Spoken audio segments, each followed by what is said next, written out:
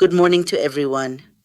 It is a great joy to take part in this experience during this week of learning.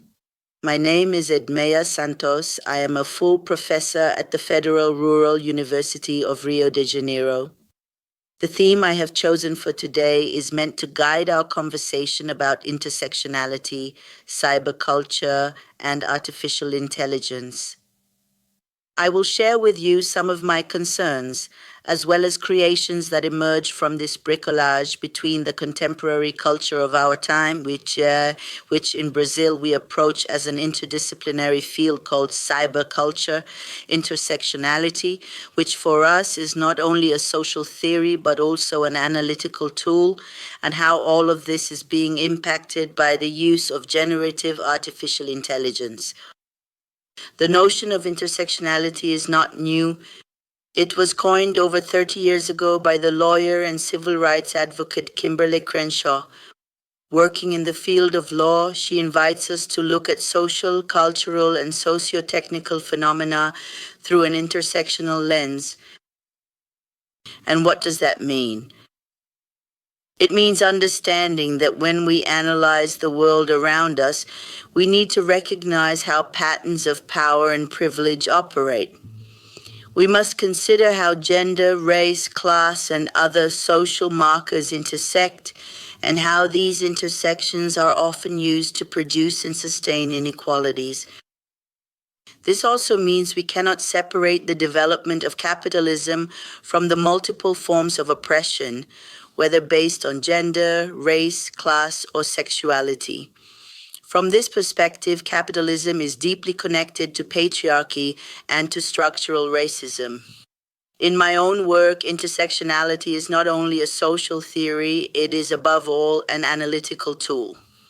It helps us, especially in the field of learning technologies and education, to understand how different forms of oppression are reproduced within technological and educational processes shaped by capitalism. But it's not just about identifying these patterns, it's about questioning them, challenging them, exposing them, and most importantly, fighting against these systems of oppression that are deeply interconnected. Because for capitalism to function as it does, it requires the reinforcement of patriarchal, racist, sexist, ableist, and other exclusionary practices, all of which are deeply embedded in the structures of this system. Some of my main references are the scholars Carla Acotirin from Brazil and Patricia Hill Collins from the United States. Both discuss the notion of intersectionality with great depth and rigor.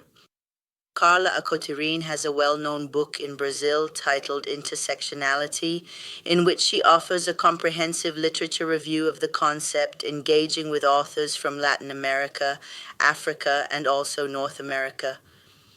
Patricia Hill Collins is one of the most prominent social scientists worldwide, and her work is also translated and widely read in Brazil. I would also like to mention Wayne Bueno, who wrote a dissertation that explores one of Patricia Hill Collins' key concepts, a concept that I will bring into this conversation today, particularly in relation to the uses of generative artificial intelligence. One of the key concepts developed by Patricia Hill Collins is the notion of controlling images. These are socially constructed stereotypes designed to justify and maintain systems of oppression, especially against Black women. Controlling images are not random. They are intentional representations that reduce individuals and entire communities to narrow, distorted identities.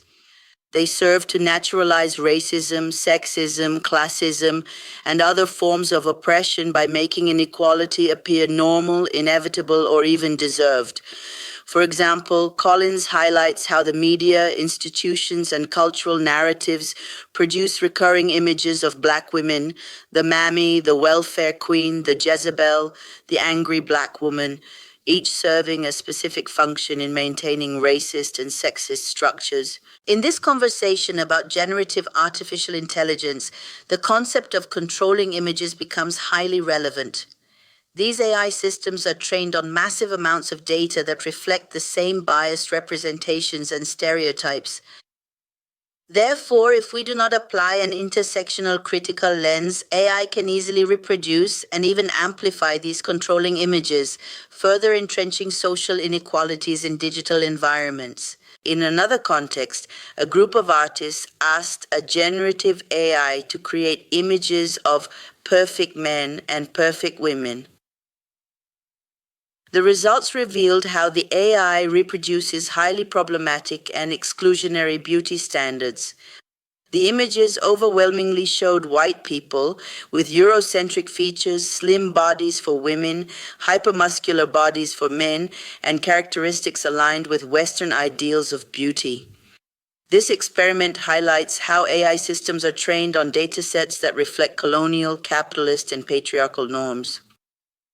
When asked to imagine perfection, the AI defaults to reproducing patterns that exclude Black people, Indigenous peoples, fat bodies, disabled bodies, and anyone who does not fit into these narrow Eurocentric standards. Once again, we see how AI does not simply generate images, it generates controlling images. It reinforces systems of oppression through aesthetics, representation, and visibility.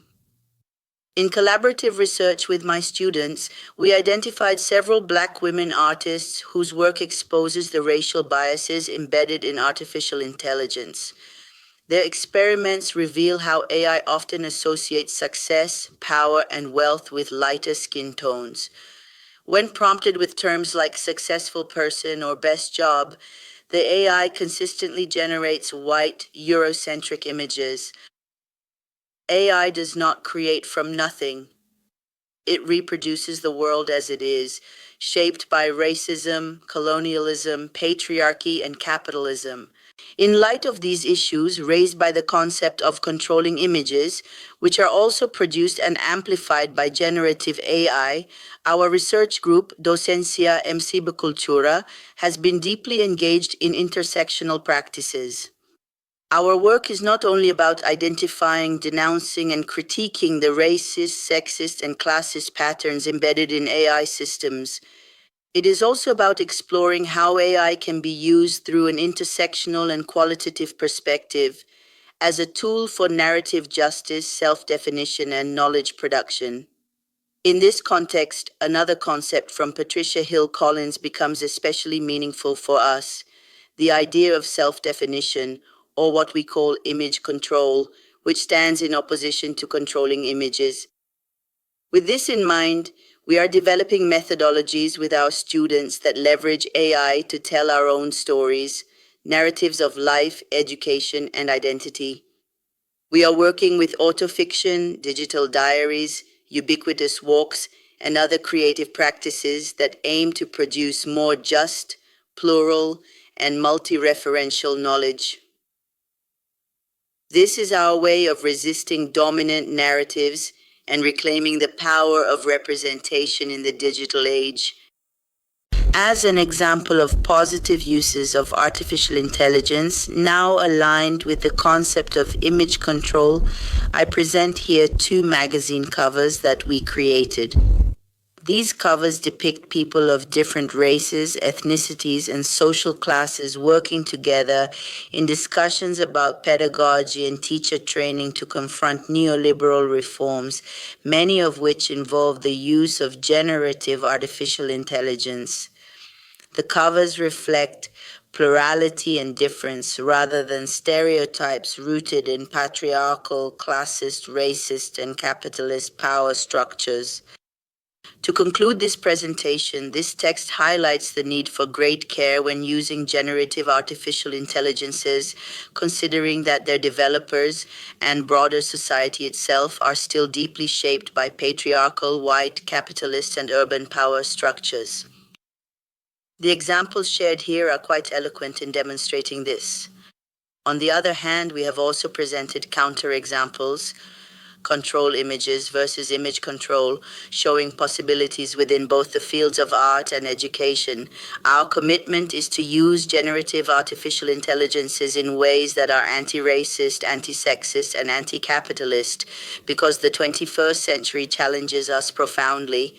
This is especially urgent as our states and nations increasingly flirt with the rise of fascist far-right movements. Education can and must be a space for freedom, democratic practices, and, above all, respect for differences in all their forms, including when mediated by technology. Thank you very much.